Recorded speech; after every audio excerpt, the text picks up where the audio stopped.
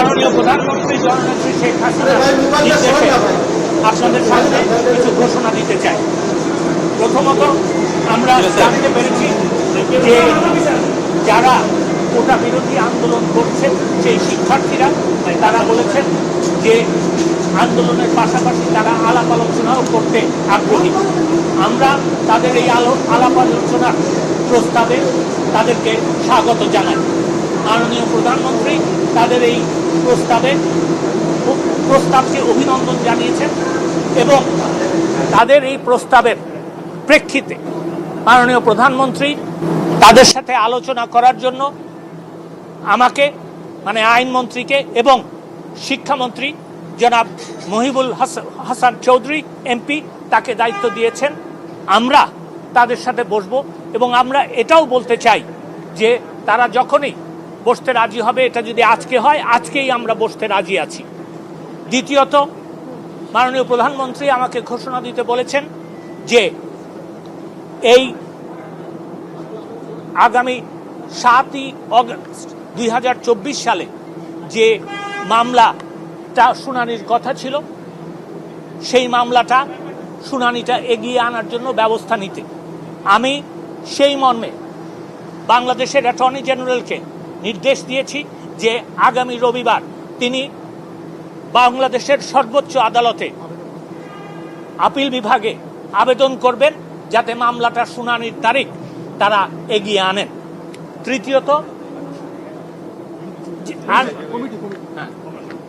তৃতীয়ত হচ্ছে যে আপনারা জানেন যে গতকালকে মাননীয় প্রধানমন্ত্রী তার ভাষণে বিচার বিভাগীয় তদন্ত কমিটির কথা ঘোষণা দিয়েছিলেন। সেই প্রেক্ষিতে আমরা একজন বিজ্ঞ বিচারপতি, হাইকোর্ট বিভাগের বিচারপতি জনাব খন্দকার দিলুরুজ্জামানের কে এই কমিটির জুডিশিয়াল বিচার বিভাগীয় তদন্তের দায়িত্ব দেওয়ার জন্য কমিটি তৈরি করেছি। আর চতুর্থটা না, এই প্রস্তাব মাননীয় প্রধান বিচারপতির কাছে যাবে। মাননীয় প্রধান বিচারপতি, আমার বিশ্বাস, নিশ্চয়ই সরকারের যেহেতু এটা দায়িত্ব, তিনি সেই প্রেক্ষিতে মাননীয় বিচারপতি জনাব দিলুরুজ্জামানকে আরেকটা কথা ভুলে গেছি, আরেকটা কথা আছে বলে দিই, বলবো আমি দাঁড়াও কি লিখছি তো,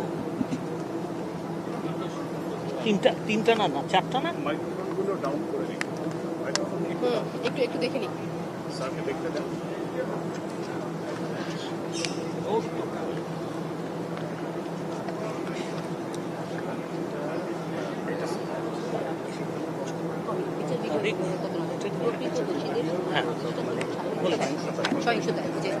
আমি এই প্রেক্ষিতে দেখেন আমরা দেখেছি এবং বিশদভাবে আমরা পরীক্ষা নিরীক্ষা পর্যালোচনা সবই করেছি। দেখা যায় যে যারা কোমলমতি কোটা বিরোধী আন্দোলন করছেন যে শিক্ষার্থীরা, তাদের কিন্তু এই কটা দাবি ছিল এবং যেহেতু সরকার তাদের দিক বিবেচনা করে এই দাবিগুলিতে রাজি হয়েছেন, আমার মনে হয় আজকের থেকে আন্দোলন করার আর কোনো প্রয়োজন নাই।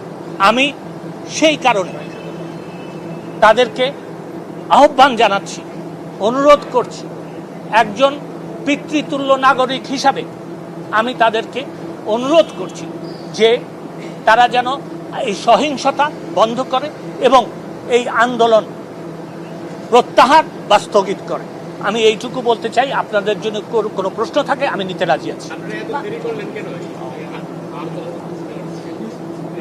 আজকে তারা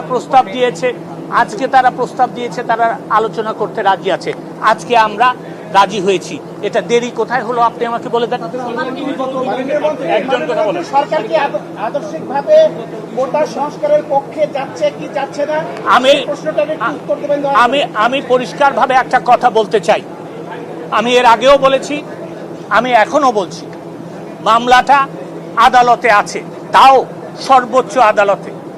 আমরা অবশ্যই যখন এই আদালতে আপনার মামলার শুনানি শুরু হবে, সরকার পক্ষ একটা প্রস্তাব এই কোটার ব্যাপারে দিবে এবং আমার মনে হয় যে আমরা যেহেতু সংস্কারের পক্ষে এই প্রস্তাব দিব কোটা সংস্কার করার জন্য, সেই জন্য আপনারা বলতে পারেন যে আমরা কোটা সংস্কারের পক্ষে।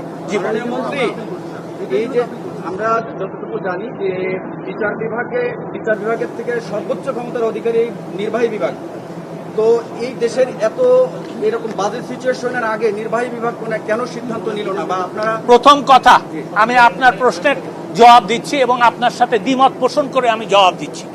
প্রথম কথা হচ্ছে যে দেখেন, 2018 সালে মাননীয় প্রধানমন্ত্রীর নির্দেশে কিন্তু কোটা বাতিল করা হয়েছিল।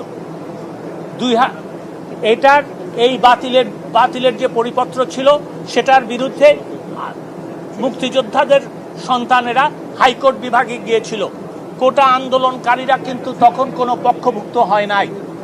তারপরে যখন রায় হলো তখন কিন্তু তাদের আন্দোলন শুরু হলো, তখনও কিন্তু তারা আপনার এই আদালতে যায় নাই। তারা আদালতে গেছে, আমি আগেও তাদেরকে সাধুবাদ জানিয়েছি, আজকেও আমি তাদেরকে সাধুবাদ জানাচ্ছি। এইটা কিন্তু আদালত যখন এই রায় দিয়েছে তখনই এই প্রশ্ন এবং এই আন্দোলনের শুরু হয়েছে। আমি শুধু এইটুকু বলবো যে তাদের আন্দোলনের প্রেক্ষিতে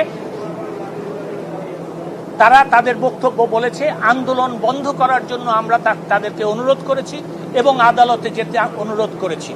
আদালতে তারা গেছেন, আদালত সিদ্ধান্ত নিলেই আমরা সেটা করতে পারি। বাংলাদেশে আইনের শাসন আছে।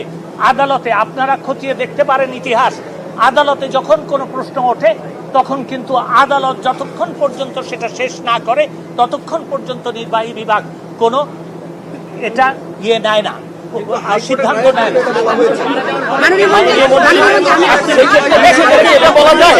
এটা বলা যায় যে আপনারা আন্দোলনকারীদের কোটা সংস্কার সহ অন্যান্য যে সকল তাদের প্রস্তাব রয়েছে সেই প্রস্তাবের সাথে একমত হয়ে আমরা অবশ্যই সংস্কারের ব্যাপারে নীতিগতভাবে ঐক্যমত পোষণ করি। ধন্যবাদ।